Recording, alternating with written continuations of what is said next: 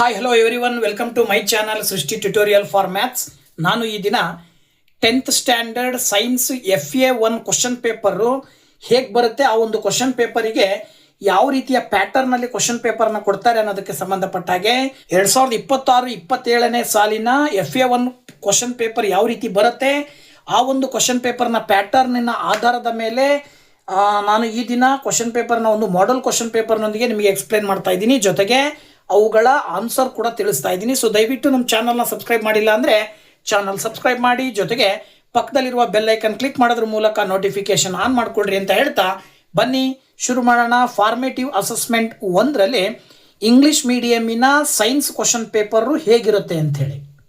Okay, 20 ಮಾರ್ಕ್ಸಿನ question paper ಇದರಲ್ಲಿ 3 part ಬರ್ತವೆ. ನಮಗೆಲ್ಲರಿಗೂ ಕೂಡ ಗೊತ್ತಿರುವಂತೆ ಫಿಸಿಕ್ಸ್, ಕೆಮಿಸ್ಟ್ರಿ ಮತ್ತು ಬಯಾಲಜಿ ಅಂತೇಳಿ. ಸೊ ಫಿಸಿಕ್ಸಿಗೆ ಸಂಬಂಧಪಟ್ಟ ಹಾಗೆ 7 ಅಂಕದ ಪ್ರಶ್ನೆಗಳನ್ನು ಸಾಮಾನ್ಯವಾಗಿ ಕೇಳ್ತಾರೆ. ಆ ಒಂದು 7 ಅಂಕದ ಪ್ರಶ್ನೆಗಳಲ್ಲಿ ಏನಾಗಿರ್ತದಪ್ಪ ಅಂತ ನೋಡಿದರೆ, ನೀವು ಮಲ್ಟಿಪಲ್ ಚಾಯ್ಸ್ ಕ್ವಶನ್ಸನ್ನು ಕೊಡ್ತಾರೆ, 3 ಕೊಡ್ತಾರೆ, ಕೆಲವು ಬಾರಿ 2 ಕೊಡೋ ಸಾಧ್ಯತೆ ಇರುತ್ತೆ. ಇನ್ನು 1 ಅಂಕದ ಕ್ವಶನ್ಸ್ 2 ಅಂಕದ ಕ್ವಶನ್ಸನ್ನು 2 ಕೊಡ್ತಾರೆ, ಅಲ್ಲಿಗೆ 4 ಅಂಕ ಆಯಿತು. ಓಕೆನಾ?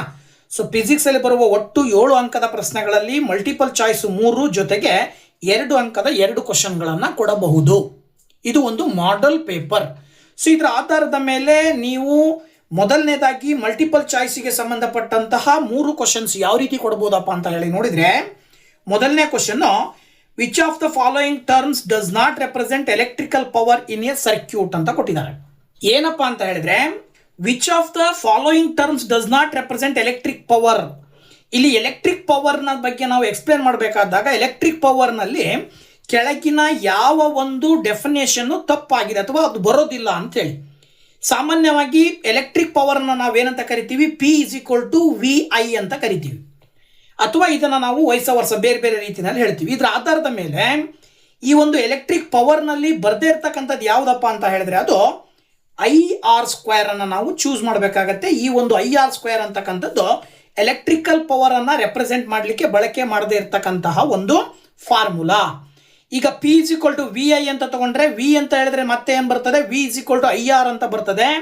ಇದರ ಆಧಾರದ ಮೇಲೆ V ಇರೋ ಜಾಗದಲ್ಲಿ IR ಹಾಕ್ಬಿಟ್ರೆ ಅಂದರೆ I²R ಬರ್ತದೆ, VI ಬರ್ತದೆ.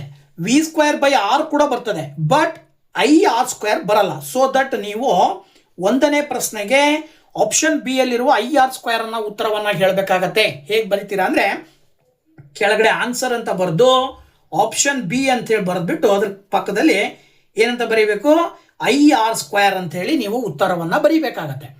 ಇನ್ನು 2ನೇ question, the unit of the electric power consumed by an apparatus is ಅಂತ ಕೊಟ್ಟಿದ್ದಾರೆ. ಕೆಳಗಿನ ಒಂದು ಆಪ್ಷನ್ಗಳಲ್ಲಿ ಎಲೆಕ್ಟ್ರಿಕ್ ಪವರಿನ ಯೂನಿಟ್ ಯಾವುದು, ಎಲೆಕ್ಟ್ರಿಕ್ ಪವರ್ ಅನ್ನು ನಾವು ಯೂನಿಟ್ ಅನ್ನು ಹೇಳ್ತಿದ್ದ, SI unit of electric power ಅಂತ ಕರಿತಿದ್ದಾನೆ. ಸೊ ಆ ಒಂದು SI unit of electric power ಯಾವುದಪ್ಪ ಅಂದರೆ that is watts. So that ನೀವು ಏನು ಬರೀಬೇಕು, ಆನ್ಸರ್ ಅನ್ನ ಆಪ್ಷನ್ ಸಿ ಅಂತ ಬರೆದು ಪಕ್ಕದಲ್ಲಿ ವ್ಯಾಟ್ಸ್ ಅಂತ ಹೇಳಿ ನೀವು ಉತ್ತರವನ್ನು ಬರಿಬೇಕಾಗತ್ತೆ. ಇದೇ ರೀತಿಯಲ್ಲಿ ಕ್ವಶನ್ ನಂಬರ್ 3 ಹೇಳುತ್ತೆ, ಮಲ್ಟಿಪಲ್ ಚಾಯ್ಸಿಗೆ ಸಂಬಂಧಪಟ್ಟಂಗೆ electrical resistivity of any given material depends upon ಅಂತ ಕೊಟ್ಟಿದ್ದಾರೆ. ಯಾವುದೇ ಒಂದು ಮಟೀರಿಯಲಿನ ಎಲೆಕ್ಟ್ರಿಕಲ್ ರೆಸಿಸ್ಟಿವಿಟಿ ಯಾವುದ್ರ ಮೇಲೆ ಡಿಪೆಂಡ್ ಆಗಿರುತ್ತೆ, ಇಟ್ಸ್ ಥಿಕ್ನೆಸ್ ಮೇಲೆ ಡಿಪೆಂಡ್ ಆಗಿರುತ್ತಾ, ಇಟ್ಸ್ ಶೇಪ್ನ ಮೇಲೆ ಡಿಪೆಂಡ್ ಆಗಿರುತ್ತಾ, ನೇಚರ್ ಆಫ್ ದ ಮಟೀರಿಯಲ್ನ ಮೇಲೆ ಡಿಪೆಂಡ್ ಆಗಿರುತ್ತಾ, ಆಮೇಲೆ ಇಟ್ಸ್ ಲೆಂತ್ನ ಮೇಲೆ ಡಿಪೆಂಡ್ ಆಗಿರುತ್ತಾ. ಯಾವುದೇ ಒಂದು ಮಟೀರಿಯಲಿನ ಎಲೆಕ್ಟ್ರಿಕಲ್ ರೆಸಿಸ್ಟಿವಿಟಿ ಡಿಪೆಂಡ್ ಆಗಿರೋದು ಅದರ ನೇಚರ್ ಆಫ್ ದ ಮಟೀರಿಯಲ್ನ ಮೇಲೆ ಡಿಪೆಂಡ್ ಆಗಿರುತ್ತೆ. ಸೊ ಹಾಗಾಗಿ ಇಲ್ಲಿ ಕೊಟ್ಟಂಥ ಆಪ್ಷನ್ಗಳಿಗೆ ಸಂಬಂಧಪಟ್ಟ ಹಾಗೆ ನೀವು ಹೇಳೋದಾದ್ರೆ ಆಪ್ಷನ್ ಸಿ ಅನ್ನು ನೀವು ಉತ್ತರವನ್ನು ಹೇಳಬೇಕಾಗತ್ತೆ. ಸಿ ಅಂತ ಬರೆದ್ಬಿಟ್ಟು ಏನಂತ ಬರೀತೀರಿ ನೀವು, ನೇಚರ್ ಆಫ್ ದ ಮಟೀರಿಯಲ್ ಅಂತೇಳಿ ನೀವು ಉತ್ತರವನ್ನು ಹೇಳಬೇಕಾಗತ್ತೆ. ಓಕೆನಾ? ಈ ರೀತಿಯಲ್ಲಿ ಫಿಸಿಕ್ಸಿಗೆ ಸಂಬಂಧಪಟ್ಟಂತಹ 3 ಮಲ್ಟಿಪಲ್ ಚಾಯ್ಸ್ ಕ್ವಶನ್ಸ್ ಅನ್ನ ಕೇಳೋ ಸಾಧ್ಯತೆ ಇರುತ್ತೆ. ಇದರ ಜೊತೆಗೆ ಮತ್ತೆ ಏನು ಕೇಳ್ತಾರಪ್ಪ ಅಂತ ಹೇಳಿದ್ರೆ 2 ಅಂಕದ 2 ಕ್ವಶನ್ಸ್ ಇರ್ತವೆ. ಸೊ 2 ಅಂಕದ 2 ಕ್ವಶನ್ಸ್ಗೆ ಸಂಬಂಧಪಟ್ಟ ಹಾಗೆ ನಾವು ನೋಡೋದಾದ್ರೆ ನೋಡಿ, 2ನೇ ಮೇನ್ನಲ್ಲಿ ಫಸ್ಟ್ ಕ್ವಶನ್ನು, in the circuit given below, ಕೆಳಗಡೆ ಒಂದು ಸರ್ಕ್ಯೂಟ್ ಅನ್ನ ಕೊಟ್ಟಿದ್ದಾರೆ. ಈ ಸರ್ಕ್ಯೂಟಿನಲ್ಲಿ find the total resistance in the circuit. ಈ ಸರ್ಕ್ಯೂಟ್ನ ಟೋಟಲ್ ರೆಸಿಸ್ಟೆನ್ಸ್ ಅನ್ನು ಕಂಡುಹಿಡಿಯಬೇಕು. ಜೊತೆಗೆ also find the current passing through each of the resistors. ಪ್ರತಿ ರೆಸಿಸ್ಟರ್ಸ್ನಲ್ಲೂ ಕೂಡ ಎಷ್ಟು ಕರೆಂಟ್ ಪಾಸ್ ಆಗುತ್ತೆ ಅನ್ನೋದನ್ನ ಕ್ವಶನ್ ಕೇಳಿದ್ದಾರೆ. ಸೊ ಇಲ್ಲಿ ನೀವು ಸುಲಭವಾಗಿ ಈ ಒಂದು ರೆಸಿಸ್ಟರ್ಸ್ನ ಕನೆಕ್ಟ್ ಮಾಡಿರುವಂತಹ ಟೈಪನ್ನು ನೀವು ನೋಡಿದ್ರೆ the resistors are connected in series. So ರೆಸಿಸ್ಟರ್ಸನ್ನು ಸೀರೀಸಲ್ಲಿ ಕನೆಕ್ಷನ್ ಮಾಡಿದಿರಿ ಅಂತ ಹೇಳಿದ್ರೆ ನೀವು ರೆಸಿಸ್ಟೆನ್ಸ್ನ ಟೋಟಲ್ ಈ ಸರ್ಕ್ಯೂಟಿನ ರೆಸಿಸ್ಟೆನ್ಸ್ ಯಾವಾಗ ಸಿಗುತ್ತೆ ಅಂದರೆ ಆ ಎಲ್ಲ ರೆಸಿಸ್ಟರ್ಸ್ಗಳ ಒಂದು ರೆಸಿಸ್ಟೆನ್ಸನ್ನು ಕೂಡ್ತಾ ಹೋದಾಗ. ಓಕೆ, ಇದಕ್ಕೆ ಈ ಒಂದು ಡಯಾಗ್ರಾಮಿನ ಆಧಾರದ ಮೇಲೆ ಆನ್ಸರನ್ನು ನೀವು ಹೇಳಬೇಕು ಅಂತ ಹೇಳಿದ್ರೆ ಕೊಟ್ಟಂತಹ ರೆಸಿಸ್ಟರ್ಸ್ಗಳು ಡಯಾಗ್ರಾಮ್ನಲ್ಲಿ ರೆಸಿಸ್ಟರ್ಸ್ನ ಕನೆಕ್ಷನ್ ಸೀರೀಸ್ ಆಗಿರೋದ್ರಿಂದ ಆ ಒಂದು ಟೋಟಲ್ ರೆಸಿಸ್ಟೆನ್ಸ್ ಬೇಕು ಅಂತ ಹೇಳಿದ್ರೆ ನೀವೇನು ಮಾಡಬೇಕಾಗತ್ತೆ ಅಂದರೆ R1 plus R2 plus R3 ಮಾಡಬೇಕಾಗತ್ತೆ. ಅಂದರೆ ಮೂರು ರೆಸಿಸ್ಟರ್ಸ್ಗಳನ್ನು ನೀವು R1 R2 R3 ತೊಗೊಂಡ್ರಿ ಅಂತ ಹೇಳಿದ್ರೆ ಟೋಟಲ್ ಸರ್ಕ್ಯೂಟಿನ ರೆಸಿಸ್ಟೆನ್ಸ್ ಸಿಗ್ತದೆ ಯಾವಾಗ ಅಂದರೆ R1 plus R2 plus R3 ಮಾಡಿದಾಗ. ಅದ್ರ ಪ್ರಕಾರ 100 ಪ್ಲಸ್ 400 ಪ್ಲಸ್ 200 ಅಂತ ಕೊಟ್ಟಿದ್ದಾರೆ.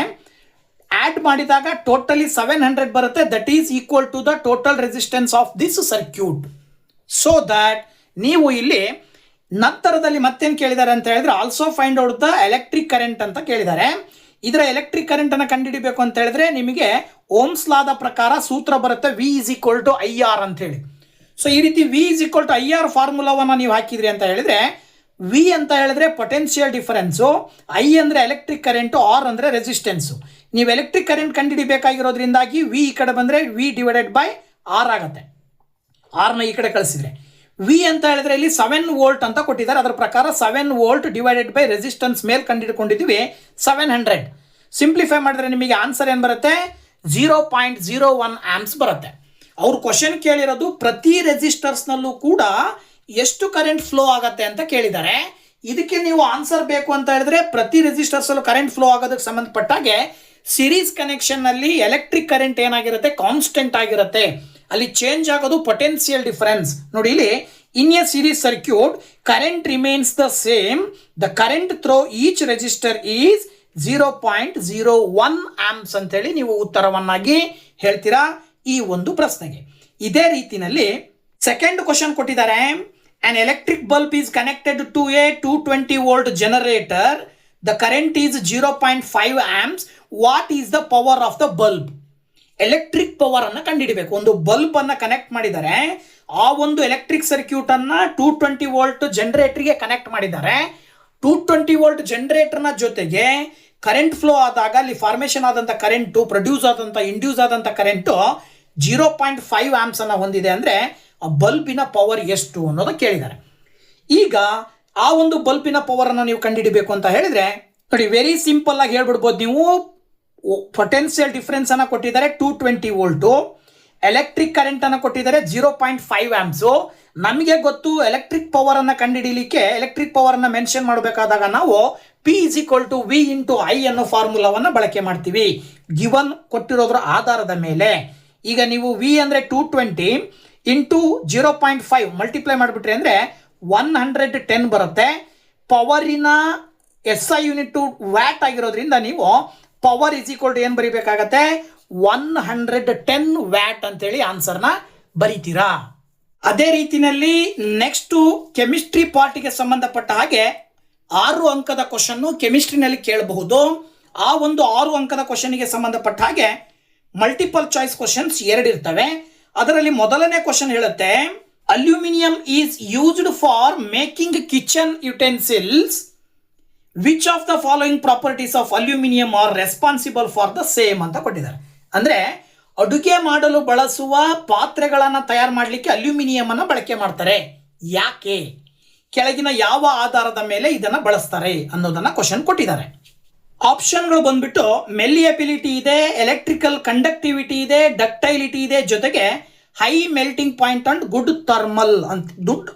ಥರ್ಮಲ್ ಕಂಡಕ್ಟಿವಿಟಿ ಅಂತ ಕೊಟ್ಟಿದ್ದಾರೆ.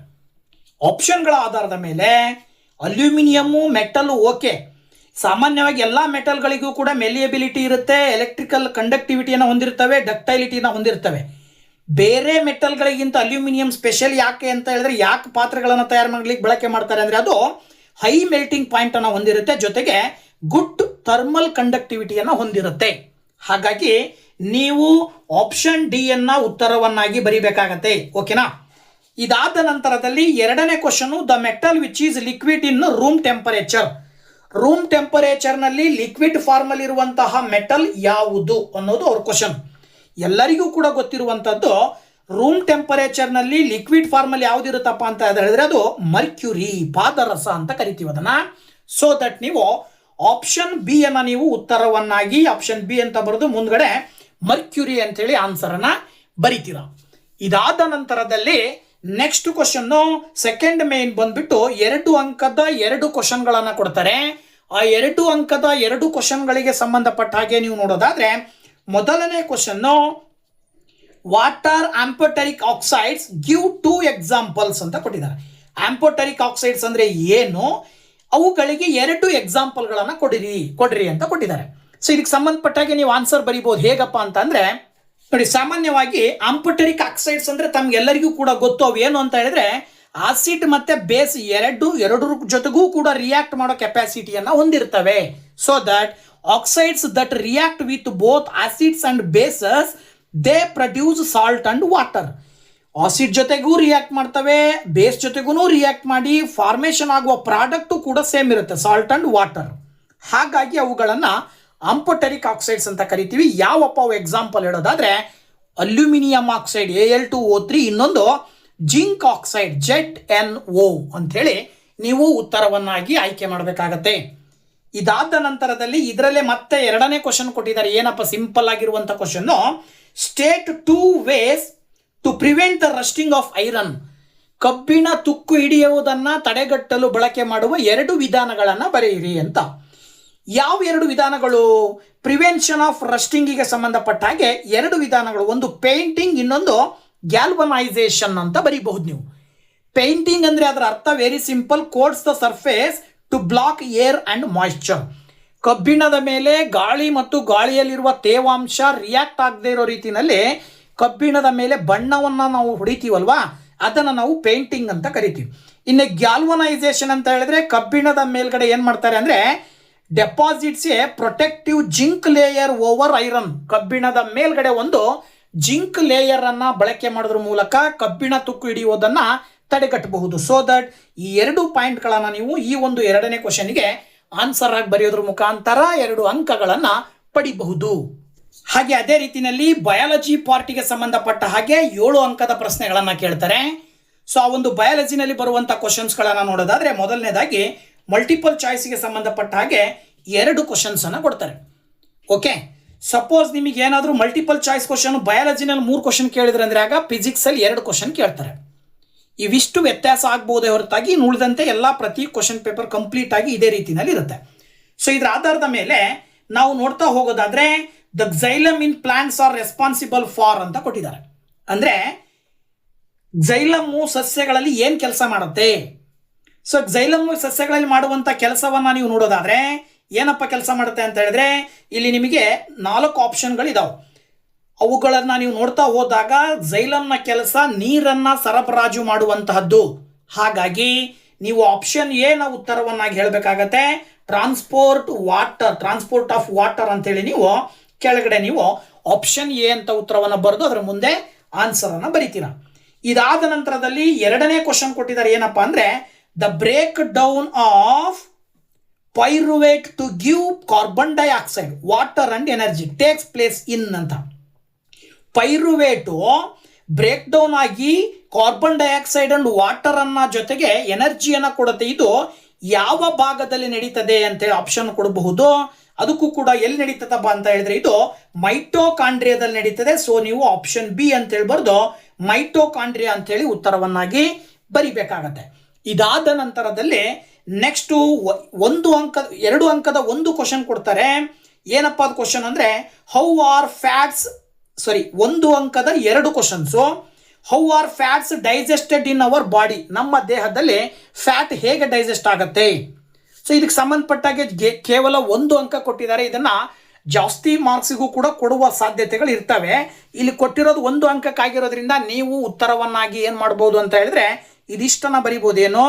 Fat is mainly digested in the small intestine using bile from the liver and lipase enzyme from the pancreas ಅಂತ ಹೇಳಿ. ಅಂದ್ರೆ ಫ್ಯಾಟು ಸಾಮಾನ್ಯವಾಗಿ ಡೈಜೆಸ್ಟ್ ಆಗೋದು ಸ್ಮಾಲ್ ಇಂಟೆಸ್ಟೈನ್ ನಲ್ಲಿ, ಅದು ಕೂಡ ಬೈಲ್ ಜ್ಯೂಸ್ ಅನ್ನ ಬಳಕೆ ಮಾಡಿಕೊಂಡು ಲಿವರ್ ಇಂದ ರಿಲೀಸ್ ಆಗುವ ಬೈಲ್ ಜ್ಯೂಸು ಜೊತೆಗೆ ಪ್ಯಾಂಕ್ರಿಯಾಸ್ ಇಂದ ರಿಲೀಸ್ ಆಗುವಂತಹ ಇನ್ನೊಂದು ಯಾವುದು ಲೈಪೇಸ್ ಅಂತಕ್ಕಂತಹ ಎಂಜೈಮ್ಗಳನ್ನ ಬಳಕೆ ಮಾಡಿಕೊಂಡು ಏನಾಗತ್ತೆ ಇಲ್ಲಿ ಅಂತ ಹೇಳಿದ್ರೆ ಸೆಕ್ರಿಷನ್ ಏನೋ ಕಂಪ್ಲೀಟ್ ಆಗಿ ಡೈಜೆಷನ್ ಆಗತ್ತೆ ಫ್ಯಾಟು.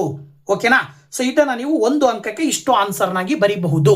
ಇದಾದ ನಂತರದಲ್ಲಿ ಹಾಗೆ ನೆಕ್ಸ್ಟ್ ಕ್ವಶನ್ ಕೊಟ್ಟಿದ್ದಾರೆ ಇಲ್ಲಿ, what is the necessary condition for autotrophic nutrition and what are its by products ಅಂತ ಕ್ವಶನ್.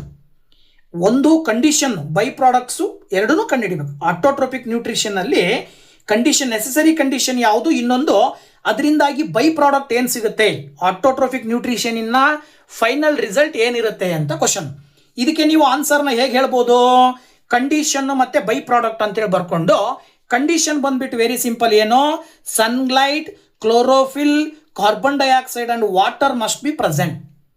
ಈ ಒಂದು ಆಟೋಟ್ರೋಪಿಕ್ ನ್ಯೂಟ್ರಿಷನ್ ಪ್ರೋಸೆಸ್ ನಡಿಬೇಕು ಅಂತ ಹೇಳಿದ್ರೆ ಅಗತ್ಯವಾಗಿ ಬೇಕಾಗಿರುವಂತಹವು sunlight, chlorophyll, carbon dioxide and water must be present ಅಂತೇಳಿ ನೀವು ಆನ್ಸರ್ ಬರೀಬೇಕಾಗತ್ತೆ. ಜೊತೆಗೆ ಈ ಒಂದು ಆಟೋಟ್ರೋಪಿಕ್ ನ್ಯೂಟ್ರಿಷನಿನ ನಂತರದಲ್ಲಿ ಫಾರ್ಮೇಷನ್ ಆಗುವಂತಹ ಪ್ರಾಡಕ್ಟು ಆಕ್ಸಿಜನ್ ಅಂಡ್ ವಾಟರ್. ಜೊತೆಗೆ ಈ ಆಕ್ಸಿಜನ್ ಅನ್ನು ಹೊರಗಡೆ ಬಿಡ್ತವೆ, ಈ ವಾಟರ್ ಅನ್ನ ಸಸ್ಯಗಳು ಅಗತ್ಯಕ್ಕೆ ಬೇಕಾದಂತೆ ಬಳಕೆ ಮಾಡ್ಕೊಳ್ತವೆ. ಗೊತ್ತಾಯ್ತಲ್ವಾ? ಸೊ ಇದು ಆಟೋಟ್ರೋಫಿಕ್ ನ್ಯೂಟ್ರಿಷನ್ ಇನ ಕಂಡೀಷನ್ ಅಂಡ್ ಬೈ ಪ್ರಾಡಕ್ಟ್ ಅಂತ ಹೇಳಿ ನೀವು ಸುಲಭವಾಗಿ ಉತ್ತರ ಬರೀಬಹುದು.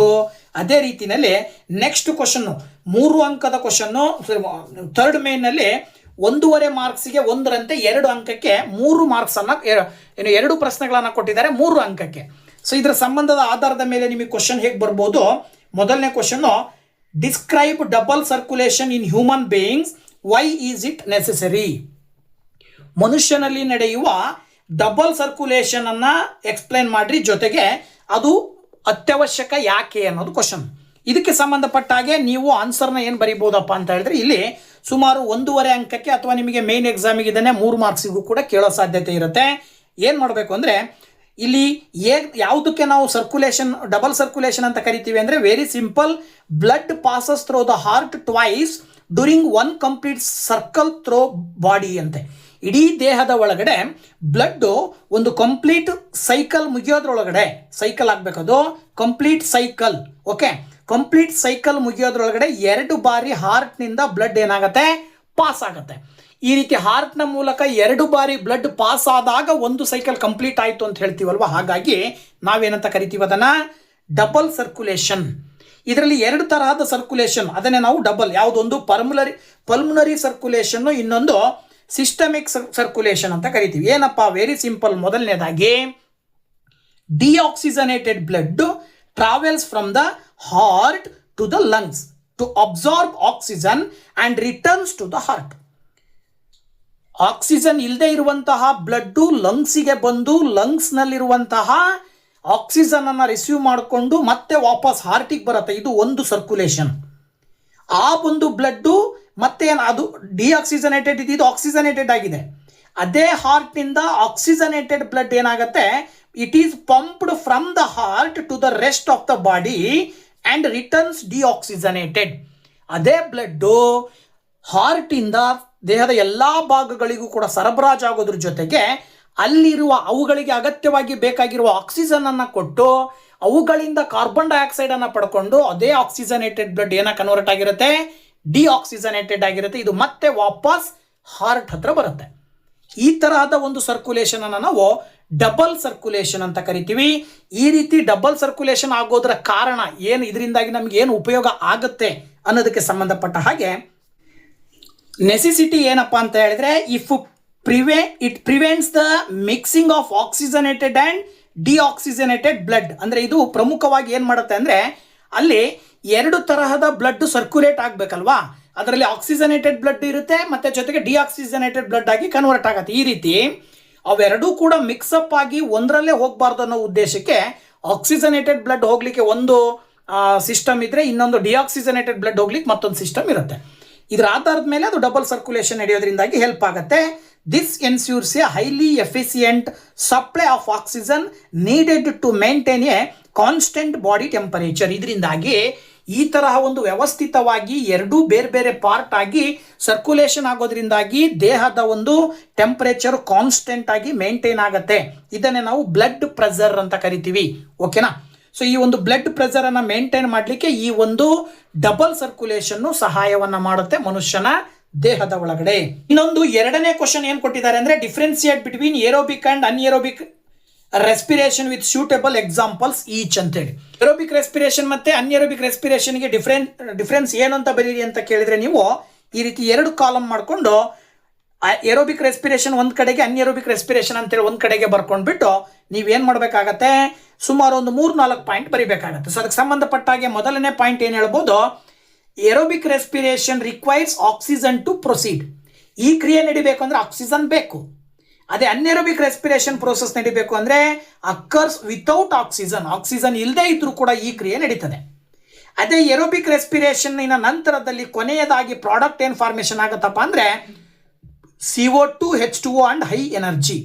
ಕಾರ್ಬನ್ ಡೈಆಕ್ಸೈಡ್ ರಿಲೀಸ್ ಆಗುತ್ತೆ, ಹೈಡ್ರೋಜನ್ ಡೈಆಕ್ಸೈಡ್ ರಿಲೀಸ್ ಆಗುತ್ತೆ, ಜೊತೆಗೆ high amount of energy release ಆಗುತ್ತೆ. ಅದೇ ಈ ಕಡೆ ಅನ್ಏರೋಬಿಕ್ ರೆಸ್ಪಿರೇಷನ್ ಅಲ್ಲಿ ಪ್ರಾಡಕ್ಟ್ ಬಂದ್ಬಿಟ್ಟು ಲ್ಯಾಕ್ಟಿಕ್ ಆಸಿಡ್ ಅಥವಾ ಎಥೆನೋಯಿಕ್ ಆಸಿಡ್ ಅಂತ ಕರಿತೀವಿ, ಕಾರ್ಬನ್ ಡೈಆಕ್ಸೈಡ್ ಅಂತ ಕರಿತೀವಿ, ಜೊತೆಗೆ ಲೋ ಎನರ್ಜಿ ರಿಲೀಸ್ ಆಗುತ್ತೆ. ಇದು ಅನ್ಏರೋಬಿಕ್ ರೆಸ್ಪಿರೇಷನ್. ಇದ್ರ ನಂತರ ಇದು ಏರೋಬಿಕ್ ರೆಸ್ಪಿರೇಷನ್ ಸಾಮಾನ್ಯವಾಗಿ ಎಲ್ಲಿ ನಡೀತದಪ್ಪ ಅಂತ ಹೇಳಿದ್ರೆ ಹೈ ಎನರ್ಜಿ ಅಗತ್ಯತೆ ಯಾವ ಪಾರ್ಟ್ಗಳಲ್ಲಿ ಬೇಕೋ ಅಲ್ಲಿ ನಡೀತದೆ. ಅಂದರೆ it occurs in cytoplasm and mitochondria. ಅದೇ ಇದು ಬಂದ್ಬಿಟ್ಟು occurs in cytoplasm only, not in mitochondria. ಮೈಟೋಕಾಂಡ್ರಿಯಾದಲ್ಲಿ ನಡಿಬೇಕು ಅಂದರೆ ಅಲ್ಲಿ ಆಕ್ಸಿಜನ್ ಬೇಕೇ ಬೇಕು.